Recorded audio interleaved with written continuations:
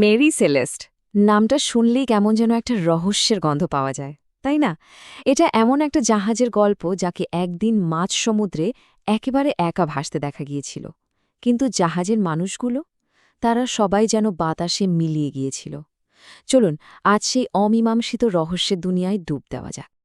একবার ভাবুন তো দৃশ্যটা, বিশাল আটলান্টিক মহাসাগর, তার বুকে একটা জাহাজ ধীরে ধীরে এগিয়ে চলেছে। পালগুলো ঠিকঠাক খাটানো, গতিও ঠিক আছে।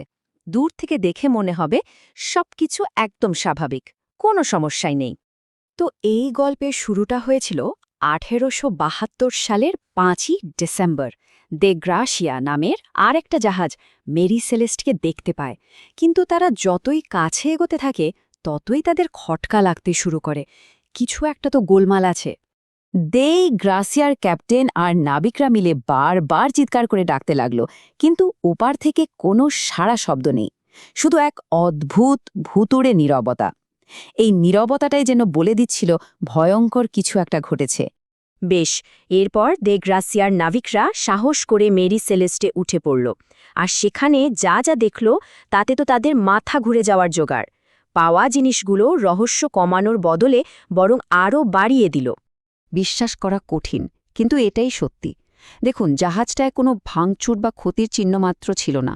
জাহাজের পেটে যে দামি মালপত্র ছিল সেগুলো একেবারে অক্ষত। এমনকি নাবিকদের কেবিনে তাদের টাকা পয়সা, মূল্যবান জিনিসপত্র সবকিছু জায়গামতো রাখা ছিল। সবচেয়ে অবাক করার মতো ব্যাপার হল, ক্যাপ্টেনের লগবুকের শেষ যে এন্ট্রিটা ছিল সেখানেও কোনো বিপদ বা ঝড়ের কথা লেখা ছিল না। সবকিছু একেবারে স্বাভাবিক। তাহলে আসল প্রশ্নটা তো এখানেই, তাই না? যদি জাহাজটা একদম ঠিকঠাক থাকে, কোনো লড়াই বা বিপদের চিহ্ন না থাকে, তাহলে জাহাজের ১০-১০টা জলজান্ত মানুষ গেলটা কোথায়? তারা কি উবে গেল? এই রহস্যের পিছনে তো শুধু সংখ্যা নয়, জলজন্ত কিছু মানুষ ছিল। চলুন একবার দেখি কারা ছিলেন সেই হতভাগ্য ১০ জন। জাহাজের ক্যাপ্টেন ছিলেন বেঞ্জামিন ব্রিগস। তার সাথে ছিলেন তার স্ত্রী আর তাদের ছোট্ট মেয়ে, মানে একটা আস্ত পরিবার। আর ছিল ৭ জন খুবই অভিজ্ঞ নাবিক, মোট ১০ জন। আর এই ১০ জন মানুষই যেন একসাথে গায়েব হয়ে গেল। পুরো জাহাজে মানুষজন ছাড়া আর মাত্র একটা জিনিস পাওয়া যায়নি, আর সেটা হলো একটা লাইফ বোট। এই একটা সূত্রই কিন্তু অনেক কিছু বলে দেয়। এর মানে হলো তারা সম্ভবত ইচ্ছে করেই জাহাজটা ছেড়েছিল। কিন্তু প্রশ্নটা হলো কেন? এমন নিখুঁত একটা জাহাজ ছেড়ে তারা লাইফ বোটে করে মাঝ সমুদ্রে নামতে যাবে কেন? স্বাভাবিকভাবে এত বড় একটা রহস্য নিয়ে বছরের পর বছর ধরে নানা রকম তত্ত্ব উঠে এসেছে। এক একজন এক এক রকম ব্যাখ্যা দেওয়ার চেষ্টা করেছে।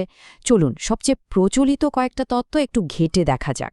আচ্ছা, মাঝ সমুদ্রে পরিত্যক্ত জাহাজ, প্রথমেই মাথায় কি আসে? জলদস্যু, তাই তো? হতে পারে জলদস্যুরা আক্রমণ করেছিল? না, এই তত্ত্বটা একদমই ধোপে টেকে না। কারণটা খুব সহজ। জলদস্যুরা যদি আক্রমণ করত, তাহলে তো জাহাজের দামি মালপত্র, নাবিকদের টাকা পয়সা সবকিছু লুট করে নিত। কিন্তু এখানে তো একটা সুতো পর্যন্ত এদিক ওদিক হয়নি। বেশ, জলদস্যু না হয় বাদ গেল, তাহলে কি হতে পারে? কোনো ভয়ঙ্কর সামুদ্রিক ঝড়? হয়তো ঝড়ের ভয়েই তারা জাহাজ ছেড়ে লাইফ বোটে নেমেছিল। কিন্তু প্রমাণ যে সে কথাও বলছে না। জাহাজটা ছিল একেবারে ফিট, ঝড়ের কোনো চিহ্নই ছিল না। আর আমরা তো আগেই দেখেছি ক্যাপ্টেনের লগবুকেও খারাপ আবহাওয়ার কোনো উল্লেখ ছিল না। সুতরাং ঝড় তত্ত্ব বাতিল। এবার আসা যাক সবচেয়ে জোরালো তত্ত্বটাতে। জাহাজটা ইন্ডাস্ট্রিয়াল অ্যালকোহলের একটা বড় চালান নিয়ে যাচ্ছিল।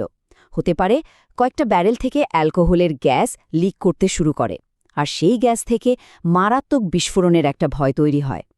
বিচক্ষণ ক্যাপ্টেন ব্রিগস হয়তো তখন বিস্ফোরণের ভয় সাময়িকভাবে সবাইকে নিয়ে লাইফ বোটে নেমেছিলেন। প্ল্যানটা হয়তো ছিল দড়ি দিয়ে লাইফ বোটটাকে জাহাজের সাথে বেঁধে রাখা হবে, আর বিপদ কেটে গেলে আবার জাহাজে ফেরা যাবে। কিন্তু কোনোভাবে হয়তো সেই দড়ি ছিঁড়ে যায়, আর তারা জাহাজ থেকে বিচ্ছিন্ন হয়ে অথই সাগরে হারিয়ে যান। এতগুলো তথ্য, এত জল্পনা কল্পনা, কিন্তু সত্যিটা কি তা আজও কেউ জানে না। মেরি সেলেস্ট এখন আর শুধু একটা জাহাজের গল্প নয়, এটা একটা কিংবদন্তি, একটা সমুদ্রী ধাঁধা। ভাবা যায় ১৫০ বছরেরও বেশি সময় কেটে গেছে। এই লম্বা সময়ে কত কিছু বদলে গেছে, কিন্তু এই একটা রহস্যের কোনো সমাধান হয়নি। আজও ইতিহাসবিদ থেকে শুরু করে সাধারণ মানুষ সবাই এই গল্পে মগ্ন হয়ে যায়। এই কথাটা একদম সত্যি। আমরা প্রযুক্তিতে এত এগিয়ে গেছি, কিন্তু মেরি সেলেস্টের রহস্য আজও আমাদের কাছে একটা বিরাট প্রশ্নচিহ্ন হয়ে রয়ে গেছে। ইতিহাসের বিষয়ের সমুদ্রে ওটা যেন এক একলা জাহাজ, যার গল্প আছে কিন্তু কোনো শেষ নেই। শেষ পর্যন্ত প্রশ্নটা কিন্তু একই জায়গায় এসে দাঁড়ায়। ক্যাপ্টেন ব্রিগস, তার পরিবার আর সেই ৭ জন নাবিকের সাথে ঠিক কি হয়েছিল? এটা কি শুধুই একটা দুর্ঘটনা ছিল, নাকি কোনো ভুল সিদ্ধান্ত, নাকি এর পিছনে অন্য কোনো গল্প আছে যা আমরা কোনোদিনও জানতে পারব না? হয়তো আসল সত্যিটা ওই ১০ জন মানুষের সাথেই আটলান্টিকের গভীর অন্ধকারে চিরদিনের জন্য হারিয়ে গেছে।